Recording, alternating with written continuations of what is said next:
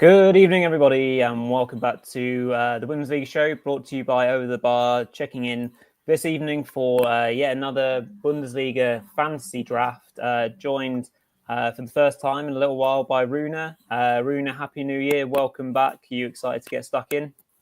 Yeah, thanks. Nice to be back. I'm really excited for the second half of the season to start. Had some time to recharge my batteries and all ready for the Bundesliga to start again, and hopefully things will go a little better for me fantasy-wise than in the first half of the season. Let's hope so. Yeah, absolutely. Refreshed, ready for 2025. Ready to have our, hopefully a real big year from a fantasy perspective and push ourselves up respective tables, whether it's global or our own local one. Really looking forward to seeing how we go and how you all go as well. Without further delay, just going to do the usual little bits and bobs of admin. So first and foremost, from a YouTube perspective, at least, if you can leave a thumbs up, that'd be fantastic. Comment along, questions, subscribe, and make sure you turn on notifications.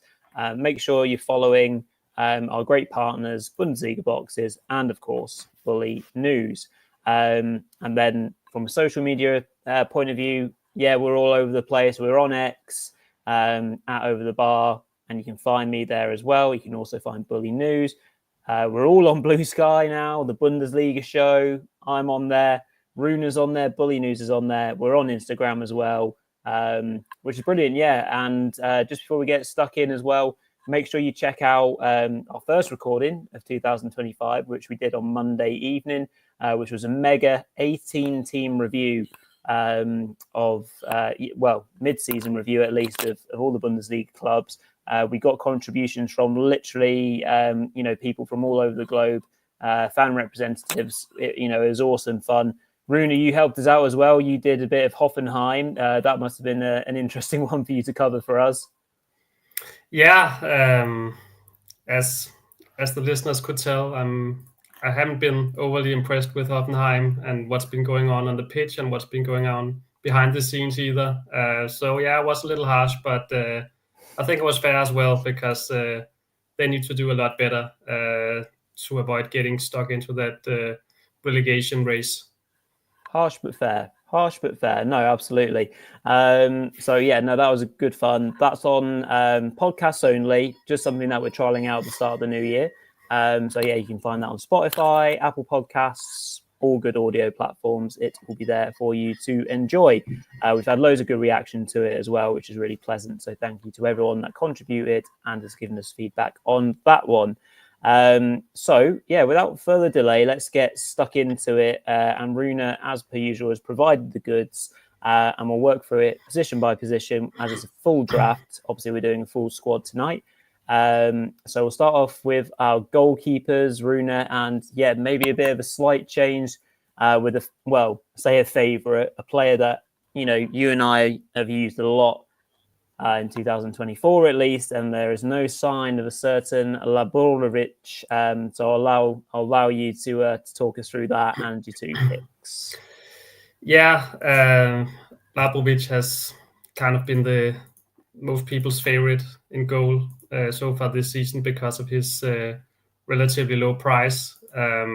He's been a nailed-on starter so far at 5 million, so that's made him very attractive. But looks like there could be a change for Augsburg now in goal. Read a report from a local publication the other day that Augsburg coach Jes Torup said that Finn Dahmen could start instead of Laborovic. He wouldn't commit to either of them, and Dahmen did play with the A team in their latest friendly instead of Laborovic, and also didn't concede any goals there, while Laborovic conceded 3 times after coming on. So to me, looks like Dahmen will play, and in any case, going with Laborovic is a risk now, because it's a close race between Dahmen and him.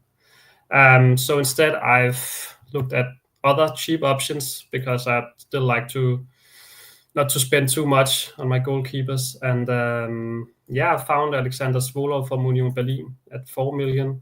Frederik Rønnow is sidelined with an elbow injury still. He missed the final game of last year for Union with that injury, and at the moment it seems it's unclear when he'll be able to return. He's not in team training yet, and new Union coach Steffen Baumgart said the other day that he couldn't put a time frame on his recovery. He needs to get back in training to see how his elbow copes with being back in full training before a real assessment can be made. And that tells me that Svolar will at least start this weekend and probably also the midweek game.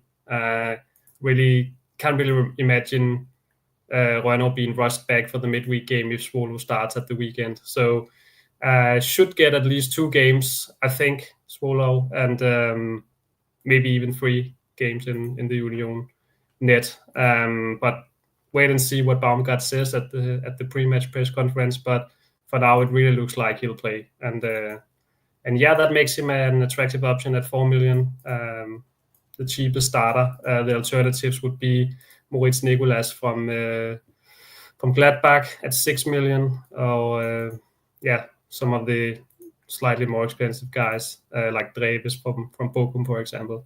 But I think Svolar for now looks like a good pick if you want to free up some funds for other positions. And exactly for that reason, I've picked Luka Philipp as my second goalkeeper, just because he costs 1 million, and I want to spend that extra money elsewhere.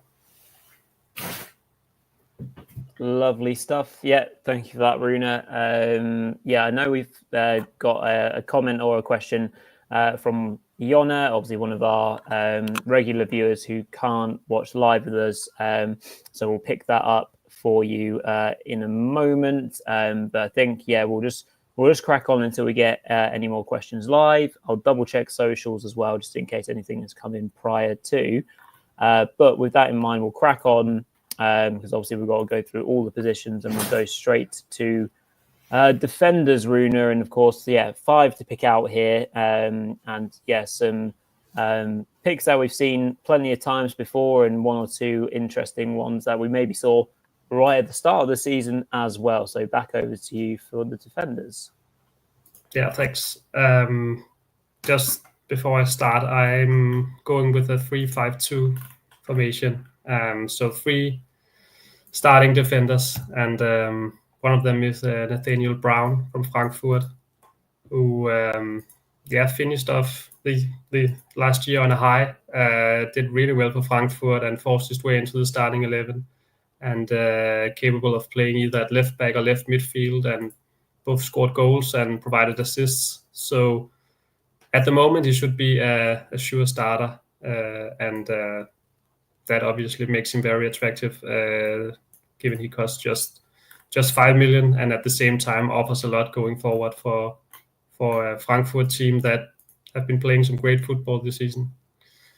My second pick, it's a bit of a differential, Kaiju Sano, who I think I mentioned him actually in the first draft show that we did of the season, because he's a defender in the game, but actually plays as a central midfielder. And he needed some time to settle in at Mainz, but he had a pretty solid end to 2024.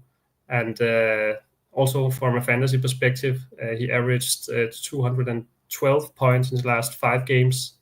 He's getting a lot of points from 1 duels, particularly. And now Mainz have a really favorable home game against Bochum coming up.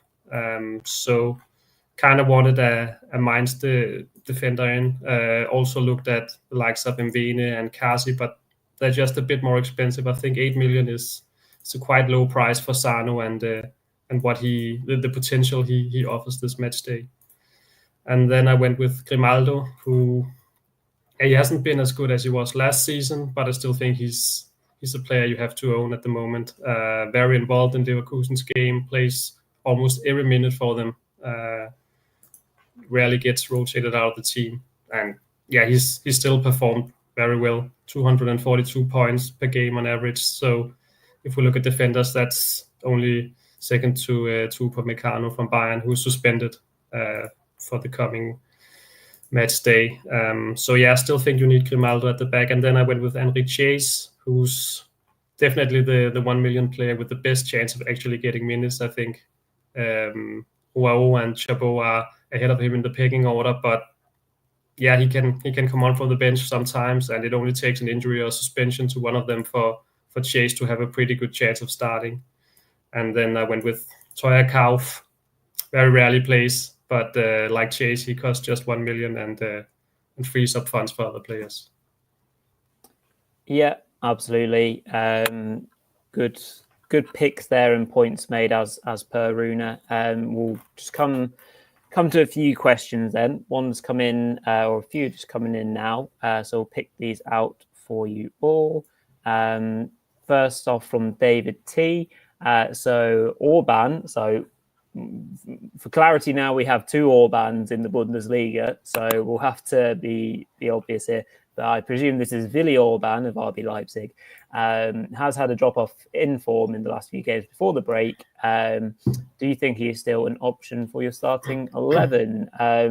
Rune, interesting one because, yeah, Leipzig have been, again, a team that have been, well, an interesting watch, an inconsistent watch. Orban has often produced in terms of scoring goals, but often then been undone by, say, not being being involved in games where they've conceded, X amount of goals. So, do you think Orban is worth a punt still for early 2025? Yes, definitely. I think, generally speaking, he's been a really solid fantasy asset this season, despite the fact that Leipzig have been quite inconsistent, as you say, Roy. And one of the reasons behind the inconsistency is the fact that they've had a lot of injuries. It's not the whole explanation, but it certainly is part of it. The fact that David Raum and Xavi Simons especially have been out for so long, two really key players for Leipzig that they've truly been missing. And they're back now, so I think that definitely is an argument for Leipzig to do better now. They have some of their key players coming back, and that should also benefit Orban. So still a very good option, I think. Wins a lot of duels, also occasionally scores goals as a set piece threat. So still offers good value for money, but I just went with some other options this time. Yeah, absolutely. Next one, also from David, is this is a good one as well. So, if I'm not wrong, Alphonso Davies has scored over 200 points in his last 10 games. Do you think he can replace Grimaldo as he is a bit cheaper as well?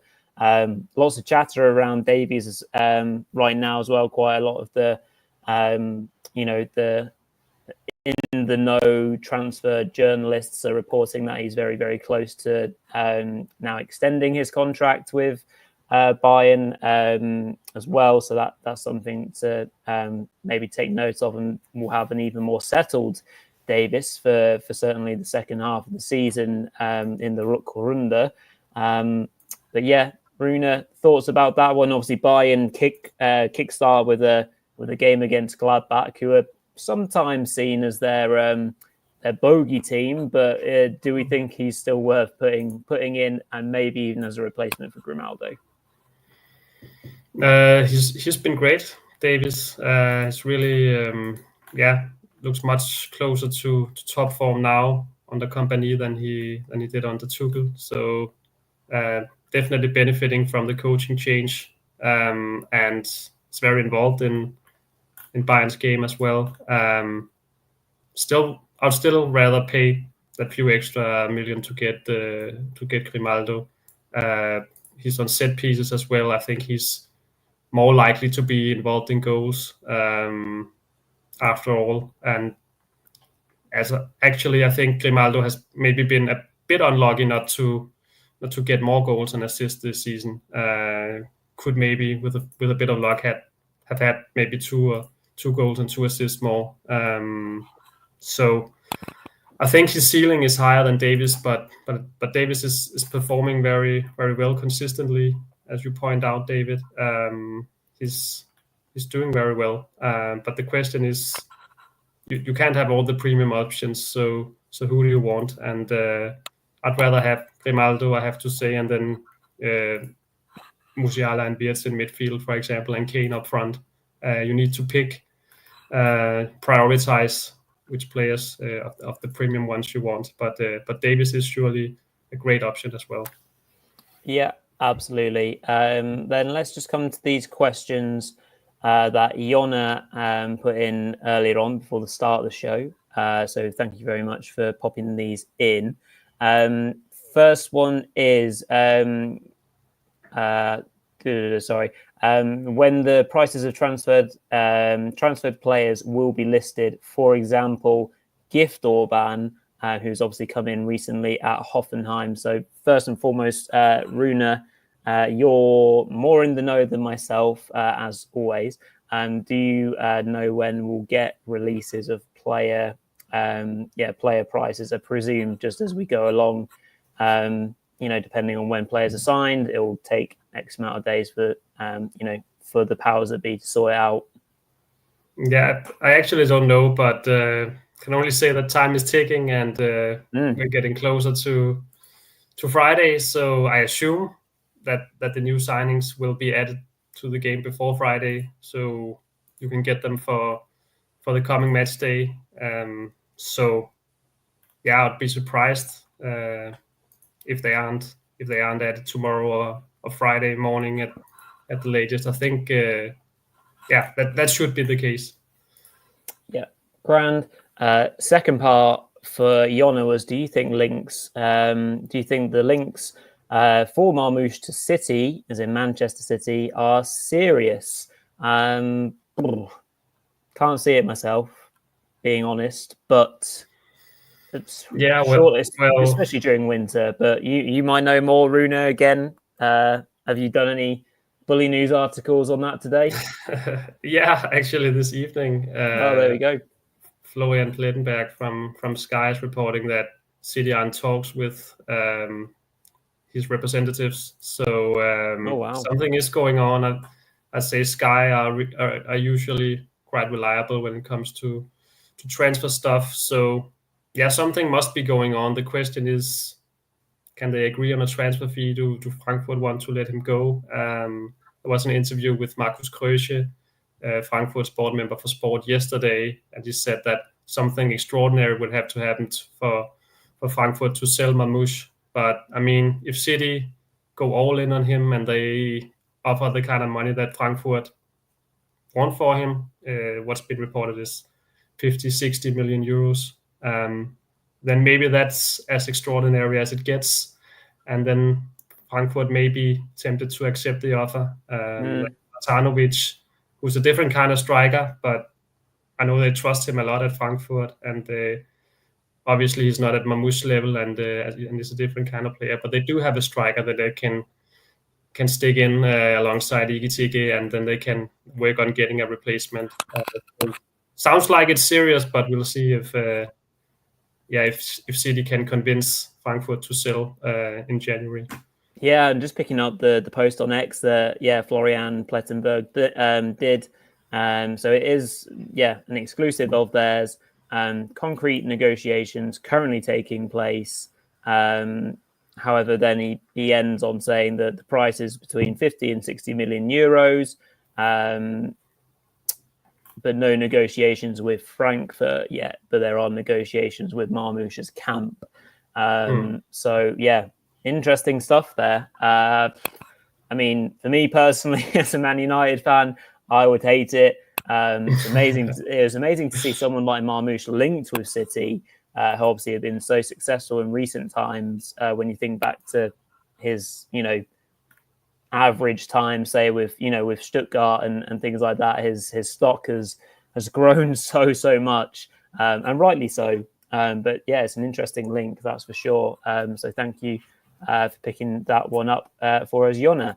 Right, let us move on then. Let's move the show forwards, and we'll look at midfielders now. So again, any questions, whether it's transfer related, especially linking in with Bundesliga players, do pop them in the chat and do not be shy. So back over to you, Rune, for your 5 midfield picks. Yeah, starting off with the two Freiburg guys, Doan and Grifo. Freiburg probably have the most attractive fixture of the weekend. They're playing at home to Holstein Kiel, and both Doan and Grifo have done really well in terms of goals and assists this season. And I think they both offer great value. They're both midfielders capable of, scoring 1 or 2 goals. Grifo is on set pieces as well, so I think their prices are quite acceptable given the favorable fixture and what they offer on the pitch. And then I've gone with Michael Olise, who probably has one of the highest ceilings in the game. Looked very sharp and Bayern's friendly against Salzburg. I watched some of it and scored 2 goals there. So just really in form and definitely at the top of Bayern's pecking order on the wings.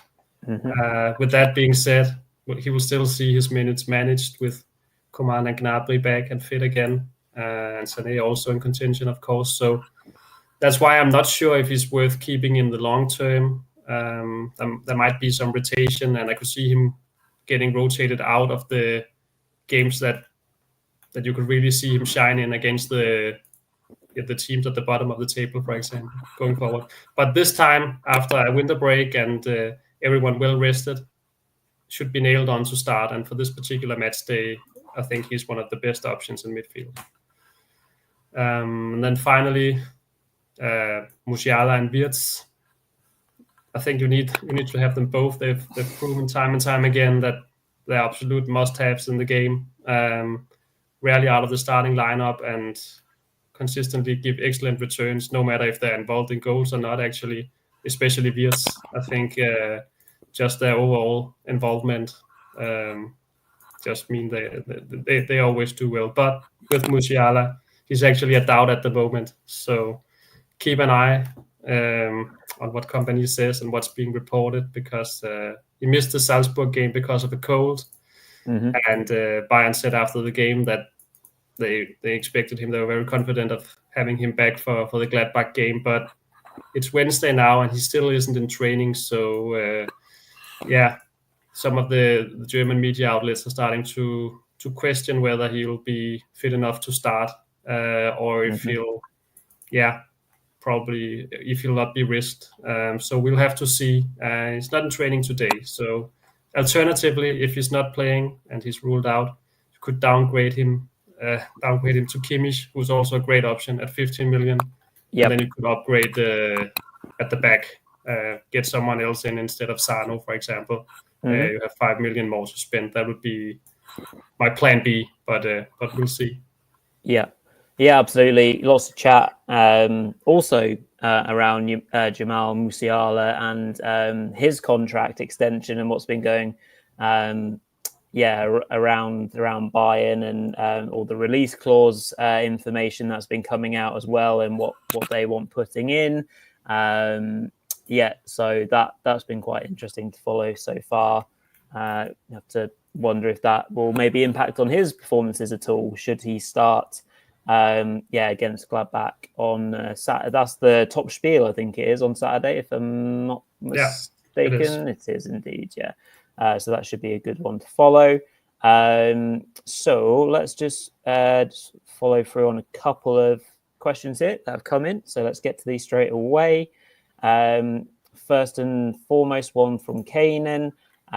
So what do you think about Paul Nabel as a cheap midfielder option? He's had a great glow up in the last month to 6 weeks, Rune. He's really impressed a lot of people, hasn't he?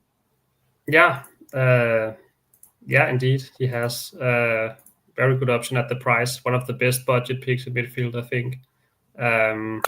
Still trust the Freiburg guys a bit more. I have to say, Mainz are playing without Amiri, who is really important to their game.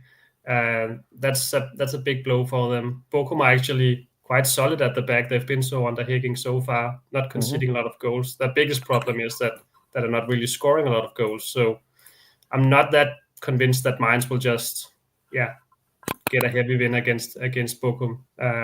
So I think he'd be more of a gamble than Grifo or some of the other guys like Doan, for example. But at 6 million, can't really go wrong with him, and that could enable you to get someone premium elsewhere. So a really good player, and that's in that price category, I think.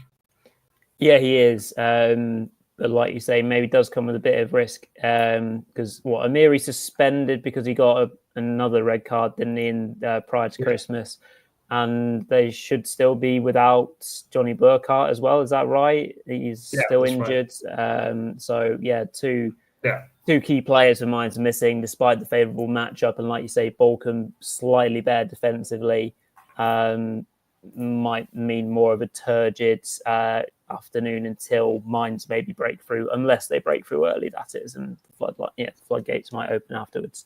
David T has asked, is Xavi Simons back? I think he played in a friendly and should be ready soon. Rune, any more on that? I don't know who RB played in their friendly, actually. I missed who they played. He played the first half of a friendly against a Czech team. Seemed like also wanted to give them a confidence boost because they won 10-0. So I think it was a rather poor team they were playing against, and Simon scored 2 goals. Well, there we go.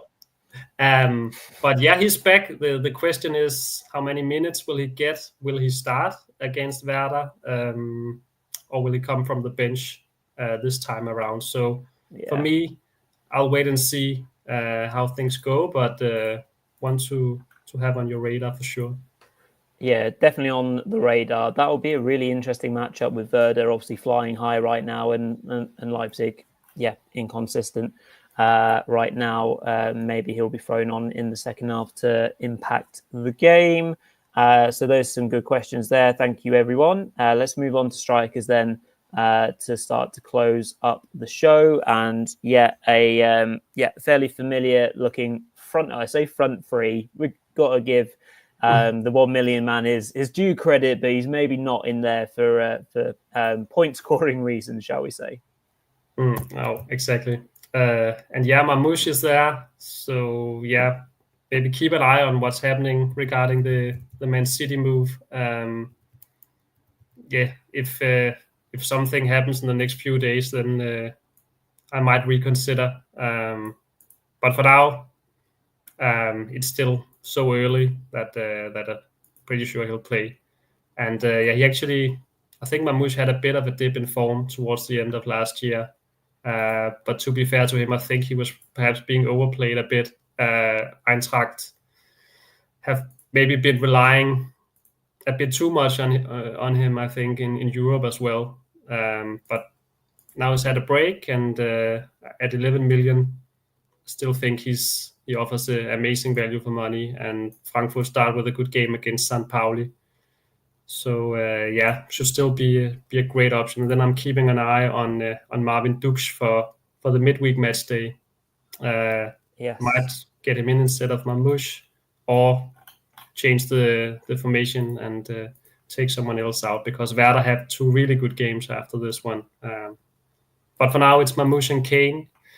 Pretty self-explanatory.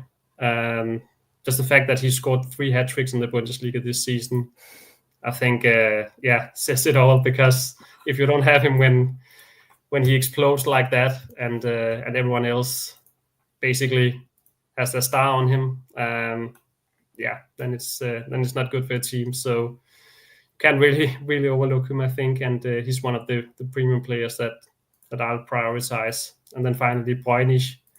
Actually, he did play at the start of the season, but he doesn't really seem to have the best chances at the moment. Heidenheim have brought in a new striker, Civisadze, and there's a lot of competition for places, and it looks like he's slipped down the pecking order a bit. But 1 million, and he frees up funds for Kane, so it's all good. Yeah, a good enabler, as we say, for sure. Let's get to another question here from David. Thank you for this one. Do you think the Marmouche could be benched because of transfer talk? I feel like maybe it's something that a team, who's flying high at the top of the table with a manager who is so set in his ways that he could afford to do something like that and make a statement in a way, doesn't feel like Frankfurt, because they had a wobble pre-Christmas and they just need points. And Marmoush is obviously critical to that. I don't see it happening personally, but again, we have to watch developments over the next 2 days at least. Rune, would you agree or disagree? Yeah, I agree. At this stage, I think it would be surprising to see him benched, but if, say, City reach an agreement with him on personal terms and they start negotiating with Frankfurt, then it's possible. For now, I think he'll play, but keep an eye on what happens in the next few days. Yeah, absolutely. One thing I wanted to note or ask as well, just a bit of an open question, but it's coming your way, Rune.